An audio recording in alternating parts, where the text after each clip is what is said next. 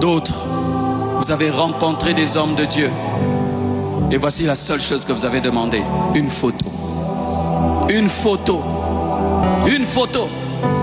La génération d'aujourd'hui, des générations de Joas qui auraient demandé à Jésus des photos au lieu de demander la guérison, la délivrance. La génération d'aujourd'hui qui rencontre des hommes remplis d'onction mais qui demandent des photos afin de mettre sur leur mur et leur statut et dire qu'ils ont rencontré le pasteur Marcelo. Nous, quand on rencontrait un homme de Dieu, on demandait l'onction. On demandait comment tu fais pour prier, comment tu fais ceci, comment tu fais cela. La génération photo, la génération de Joas. Tu rencontres un homme de Dieu qui peut t'impacter, bouleverser ta vie, mais tu ne cherches qu'une photo.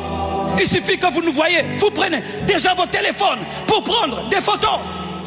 Prendre des photos. Demandez un 50 $. Demandez un 100 $.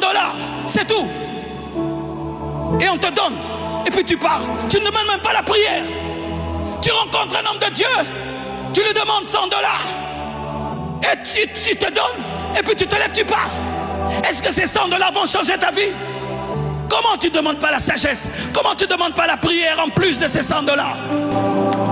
Et chaque fois que tu es un chrétien qui n'ajoute pas la sagesse, la maturité à ta spiritualité, tu passeras à côté des moments qui peuvent changer et bouleverser ta vie. Quand j'allais dans les villages prêcher, sinon rien à te donner, tu dois boire de l'eau. Et tu dois boire de l'eau parce qu'ils savent que la Bible dit que celui qui donne un verre d'eau à un disciple du Seigneur aura sa récompense.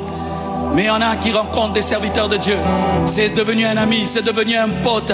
Tu es un Joas, tu ne vois rien, tu ne vois rien, tu ne vois rien. Tant que tu resteras Joas, la table de Dieu sera toujours remplie. Tant que tu resteras Joas, tu ne recevras jamais la totalité de Dieu.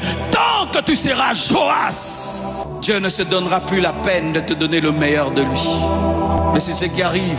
Tu prépares de tout ton cœur pour des enfants, ils mangent un peu. Tu prépares beaucoup, ils mangent un peu. Tu prépares, après tu vas préparer beaucoup, tu ne prépares plus beaucoup. Il en est de même. Chaque fois que Dieu vient dans ta vie, tu es pressé. Il vient, tu n'as pas le temps. Il vient, tu n'as pas le temps. Tu vas remarquer ceci dans ta vie.